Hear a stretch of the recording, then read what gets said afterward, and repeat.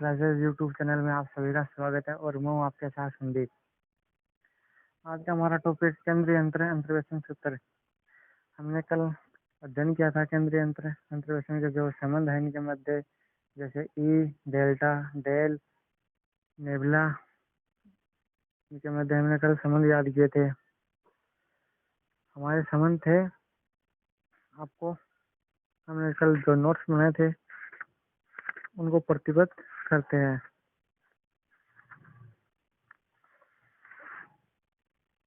ये हमने कल अध्ययन किए थे। हमारा ये रहा, हमारा प्रथम था केंद्रीय अंतर्वेशन सूत्र। इसके शेपर्ड के द्वारा हमने जो इसकी प्रथम विधि थी, शेपर्ड की प्रथम विधि थी केंद्रीय अंतर संकारक, जिसे डेल्टा से डिनोट किया जाता था, और दूसरी विधि है औसत संकारक, जिसे म्यू से डिनोट किया जाता है, और तीसरी विधि है केंद्रीय योग संकारक, जिसे सिग्मा से डिनोट किया जाता है। इन सभी के फॉर्मूले ये होते हैं, हमने कल प्रूफ किए थे। इसका यह होता है, और इनके मध्य संबंध याद किया था हमने, E delta nabla, E del nabla delta mu और सिग्मा के मध्य हमने संबंध याद किए थे। हमारा प्रथम संबंध आया था ये रहा, डेल्टा बराबर होता है e की पावर 1/2 माइनस e की पावर माइनस 1/2। डेल्टा का मान ये होता है, और यदि यदि सिग्मा और डेल्टा है, सिग्मा गुना डेल्टा बराबर है 1 केंद्रीय योग संकारक से। इसकी जो अगली समीकरण थी हमारी, जो तीसरा संबंध था हमारा म्यू औसत संकारक। औसत संकारक हमारा समीकरण था ये रहा, म्यू बराबर 1/2 e की पावर 1/2 प्लस, यहाँ प्लस आया था और 1/2 था, प्लस e की पावर माइनस 1/2। अब इनके मध्य हमने संबंध प्रतिस्थापित किए थे कल। यह है संकारक ई डेल नेबुला डेल्टा म्यू और सिग्मा के मध्य संबंध। हमारा प्रथम संबंध आया था ये रहा, जो डेल्टा का मान होता है, डेल्टा बराबर में होता है, डेल्टा बराबर में डेल e की पावर माइनस 1/2। ये रहा, यदि हमें यह डेल्टा, ये है डेल के साथ में, यदि नेबुला के साथ में हो, डेल्टा बराबर में नेबुला e की पावर, यहाँ प्लस आ जाएगा, प्लस 1/2 है। ये होता है नेबुला के साथ में संबंध।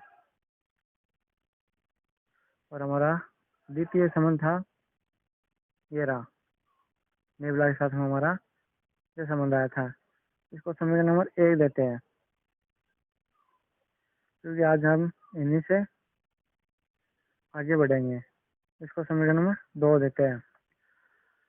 और हमारा तीसरा संबंध था म्यू डेल्टा और ई के मध्य संबंध। और ई के मध्य संबंध आया था, ये आया था हमारा एक तो प्रथम तो, और जो लास्ट संबंध आया था वो आया था ये रहा, लास्ट संबंध आया था हमारा म्यू डेल्टा बराबर 1/2 del plus del E inverse, यह आया था। आज हम चलते हैं हमारे टॉपिक की ओर। हमारा टॉपिक केंद्रीय अंतर्वेशन सूत्र क्या होता है, इसकी विधि क्या है, जैसे हमें कोई भी मान दिए, उनका मान कैसे याद किया जाता है। तो इसके लिए एक हमें सारणी याद करनी होगी। यदि हमारे ये सारणी याद है, आपको बुक की सहायता से वो सारणी दिखा दी जाती है। ये है हमारी सारणी, हमारी सारणी ये है। इसी सारणी का हम उपयोग करते हुए जो हमारा आज का टॉपिक है, जैसे हमारा आज का टॉपिक है गोस के लिए अगर अंतर्वेशन सूत्र, ये इसी समीकरण से आएगा। गोस के लिए भी, यदि आपको दिखाई नहीं दे रही हो तो इसको आगे स्लाइड कर देते हैं। गोस के लिए अगर अंतर्वेशन सूत्र और गोस के लिए पैसे अगर अंतर्वेशन सूत्र, इन दोनों की ही परिमित अंतर सारणी बनेगी, दोनों की ही परिमित अंतर सारणी बनेगी। और हमारा प्रथम टॉपिक ये है। द्वितीय टॉपिक है स्टर्लिंग का अंतर्वेशन सूत्र, स्टर्लिंग का अंतर्वेशन सूत्र। और हमारा तीसरा पॉइंट है बेसल अंतर्वेशन सूत्र। ये होता क्या है, ये सभी के सभी नियम इस सारणी से प्रतिस्थापित होते हैं या प्रतिपादित होते हैं। तो चलिएगा, हम सबसे पहले गोस का अगर अंतर्वेशन सूत्र क्या होता है उसे प्रतिपादित करते हैं गोस के लिए। अब गोस अगर पूछा है इसने, अगर। इस सारणी की सहायता से हम अगर, अब अगर होता क्या है, जब भी हमें कोई भी मान दिए है तो उनमें अगर मान पूछा हो, मतलब जो प्रारंभ का मान पूछा हो, यदि अंतिम का मान पूछेगा तो वो हो जाएगा पश्य, और यदि प्रारंभ का मान पूछेगा तो वो हो जाएगा अगर। इसलिए घोष ने दो मेथड दिए थे, एक है अगर के लिए और एक है पश्य के लिए। तो अगर के लिए हम जो इसका प्रथम जो था ये अगर, इसका समीकरण होता है, म्यू। जो इसका सूत्र होता है घोष के लिए ये वाई यू से इसे प्रदर्शित किया जाता है संकेतन के रूप में, वाई यू बराबर में वाई जीरो। जैसे हमने ये समीकरण बनाई थी, ये वाई जीरो ये आता कहाँ से है, आपको एक सारणी बना देता हूँ। जैसे हमारे पास मान है 2 -1 0 1 2, जैसे कुछ मान है, यहाँ हम वाई के मान रखेंगे, वाई के मान जो हमें दिए हुए हैं। ये हो जाएगा वाई जीरो, ये हो जाएगा वाई -1, ये हो जाएगा वाई -2, ये हो जाएगा वाई 1, ये हो जाएगा वाई 2। अब यहाँ से बनेगा ये जो हमारा फॉर्मूला बनेगा, ये है वाई जीरो, वाई जीरो आगे की ओर बढ़ता जाएगा। अब Y zero mu del zero Y zero plus mu into mu minus sorry U -1 upon factorial 2 into del square mu -1, क्योंकि पहले हमारे पास जीरो के लिए फिर माइनस के लिए, प्लस यहाँ पर भी फैक्टोरियल 1 है तो 1 का 1 ही होता है, इसलिए हमने लिखा नहीं है, प्लस म्यू, क्योंकि यहाँ पर म्यू आ गया। अभी इसका स्क्वायर आ जाएगा अगले पद में, तो mu into mu square -1, okay, -1 upon factorial 3 into del cube Y -1 plus U और यू स्क्वायर -1। ये पद तो आ गया हमारे पास, 1 का स्क्वायर। अब अगले पद में क्या होगा, यू -2 और आ जाएगा अपॉन फैक्टोरियल 4 इंटू डेल की पावर 4 वाई जीरो आ गया यहाँ पर, और यहाँ पर भी वाई जीरो आगा, क्योंकि यहाँ पर है वाई जीरो वाई -1 वाई -1, तो यहाँ आएगा -2, ओके, प्लस इसी प्रकार से यहाँ आ जाएगा आपके पास स्क्वायर, तो यू स्क्वायर -1 का whole square into U square -2 का whole square upon factorial 5 del की पावर 5 फैक्टर वाई -2 ये आगे की ओर चलता रहेगा। इसी प्रकार से आगे की ओर चलता रहेगा। ये होता है घोष के लिए अगर अंतर्वेशन सूत्र। ये होता है घोष के लिए अगर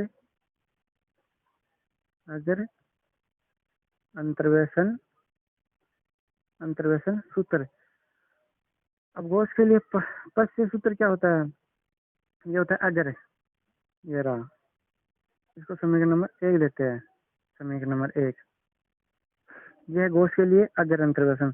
अब इसकी उत्पत्ति कैसे हुई आपको दिखा देता हूँ, इसकी उत्पत्ति कैसे हुई, क्योंकि हम, और जो म्यू का मान है यू का मान है, क्योंकि हम एक समीकरण जानते हैं वो होती है x बराबर a plus u h, okay, u h. अब यहाँ x बराबर एक की जगह x जीरो ले लेते हैं हम, ए बराबर में x जीरो, तो यहाँ x बराबर x zero plus u h.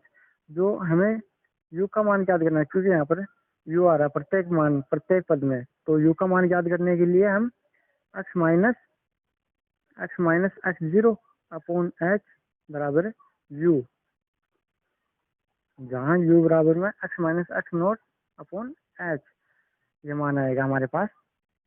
अब हमारा दूसरा नियम है घोष के लिए पश्य अंतर्वेशन सूत्र। अब ये क्या होता है, ये था अगर के लिए। अब पश्य की बात करते हैं हम, घोष का पश्य अंतर्वेशन सूत्र। अब ये क्या होता है,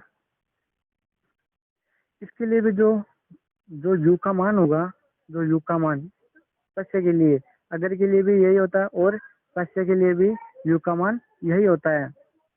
क्योंकि इसकी जो प्रथम समीकरण होती है वो दोनों की ही सेम होती है, इसकी प्रथम समीकरण दोनों के इन दोनों के लिए ही सेम होती है। तो जहाँ लिख देंगे वेयर, ओके, और u बराबर में x minus x naught upon H, या x माइनस ए अपॉन एच बराबर में u।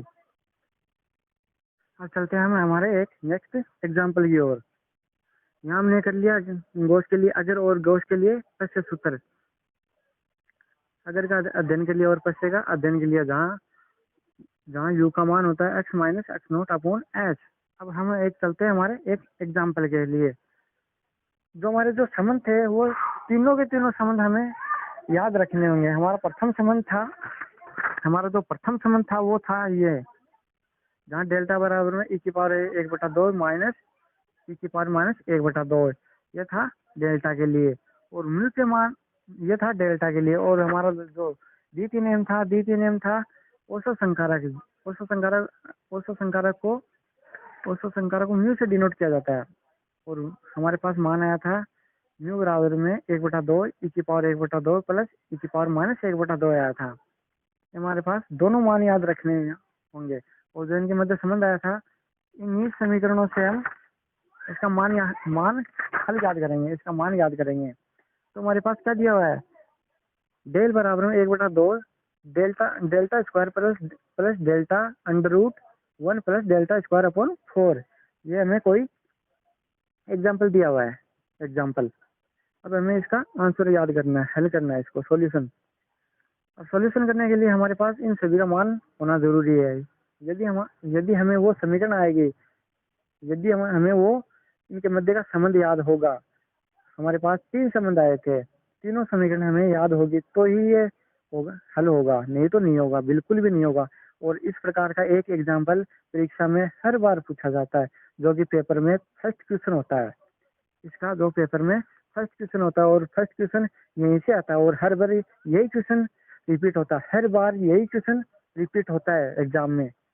या तो अथवा में आ जाएगा या पहला क्वेश्चन आ जाएगा, यही आता है हर बार एग्जाम्पल में। तो इसके लिए हम जानते हैं इस 1 प्लस डेल्टा स्क्वायर अपॉन 4 का मान होता है म्यू स्क्वायर, ओके। और हम जानते हैं यदि डेल्टा बराबर में यहाँ यदि डेल हो, यदि यहाँ डेल्टा बराबर में डेल हो तो इसकी पावर 1/2 आ जाएगा। और यदि डेल्टा बराबर में यदि नेबुला हो तो इसकी पावर माइनस 1/2 आ जाएगा।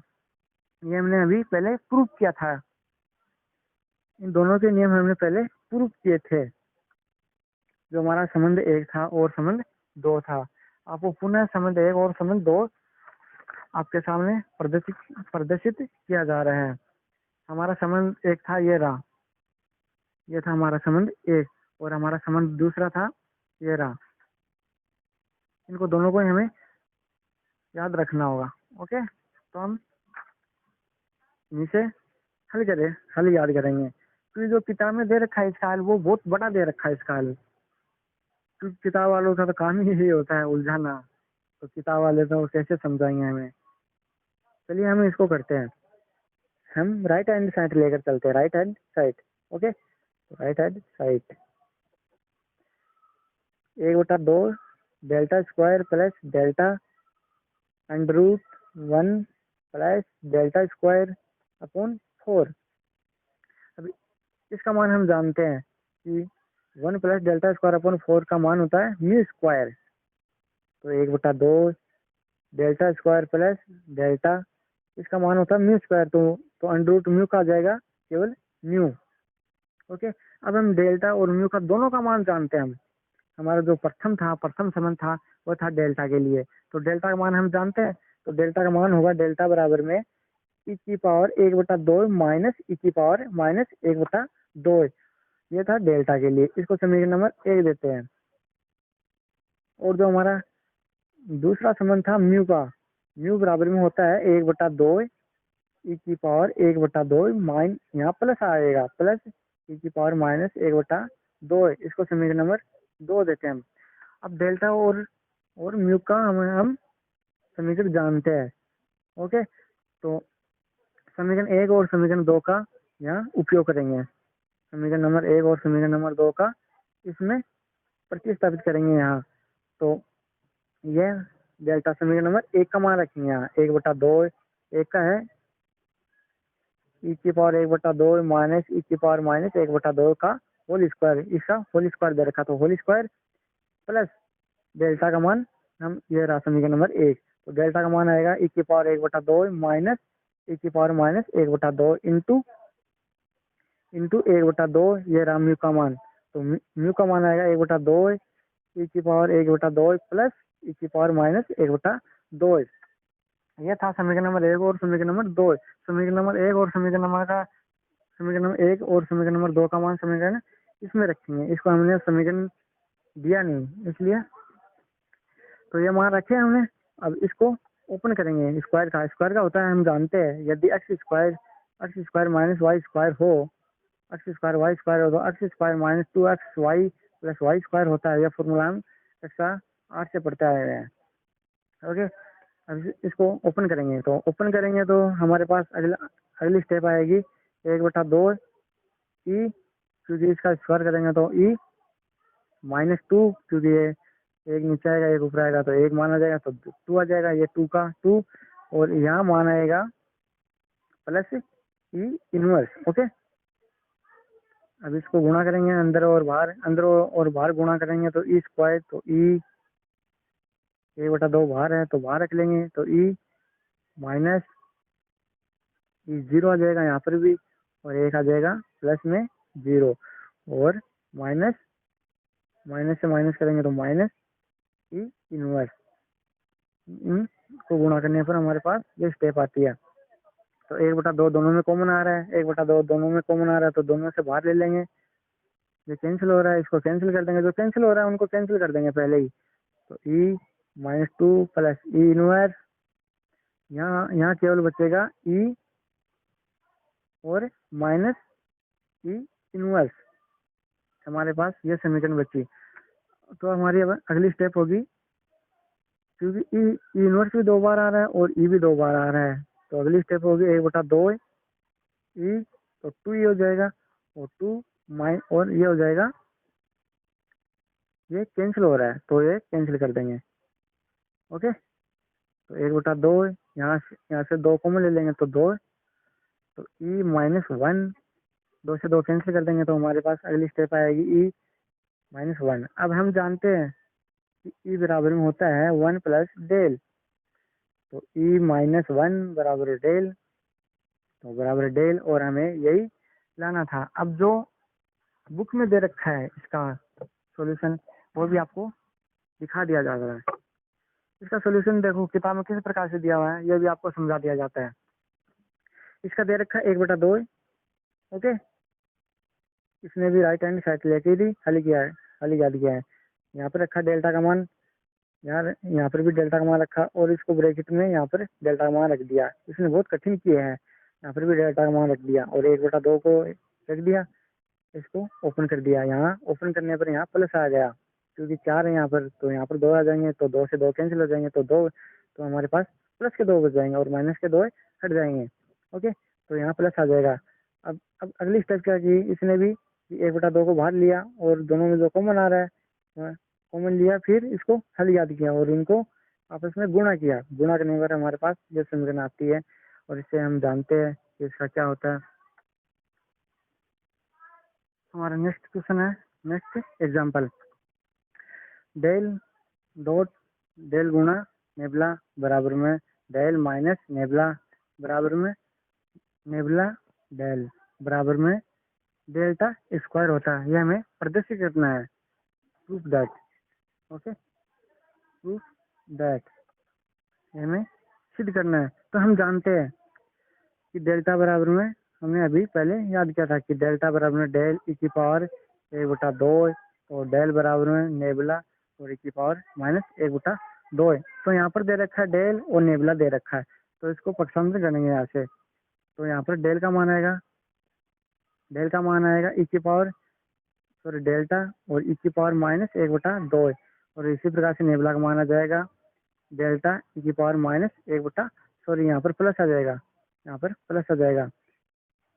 ओके, तो इसी समीकरण का हम यहाँ उपयोग करेंगे। डेल का मान रखेंगे, पहले डेल का मान रखेंगे। तो डेल का मान है हमारे पास, डेल का मान रखेंगे, ये रहा डेल का मान, सॉरी इसके लिए आया था हमारे पास, मान आया था डेल के लिए, ये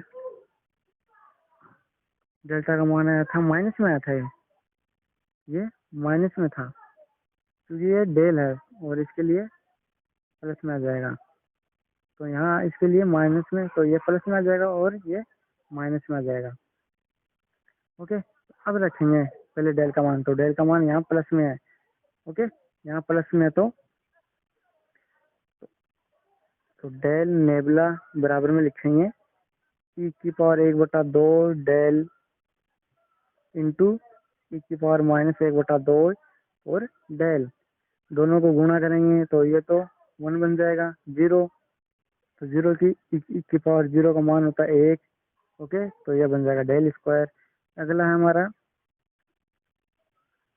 डेल माइनस नेबुला। तो डेल का मान हम जानते हैं कि डेल का मान होता है डेल्टा ई की पावर 1/2 माइनस नेबुला का मान होता है डेल्टा ई की पावर -1/2। अब यहाँ से डेल्टा कॉमन लेंगे तो डेल्टा अपॉन इंटू ई की पावर -1/2 माइनस ई की पावर -1/2। अब इसका मान हम जानते हैं डेल्टा होता है, तो डेल्टा इंटू डेल्टा बराबर में डेल्टा स्क्वायर। इसी प्रकार से इसका हो जाएगा, तो नेबुला इंटू डेल बराबर मान हो जाएगा ई की पावर -1/2 डेल्टा इंटू ई की पावर 1/2 डेल्टा बराबर मान हो जाएगा डेल्टा स्क्वायर। इस प्रकार से हम इनको प्रूफ कर सकते हैं। और हमारा आज का अगला पॉइंट था स्टर्लिंग अंतर्वेशन सूत्र। इसका अध्ययन हम कल करेंगे, ओके। और आपसे एक रिक्वेस्ट जरूर है कि आप हमारे वीडियो को ज़्यादा से ज़्यादा शेयर करें और हमारे चैनल को सब्सक्राइब करें।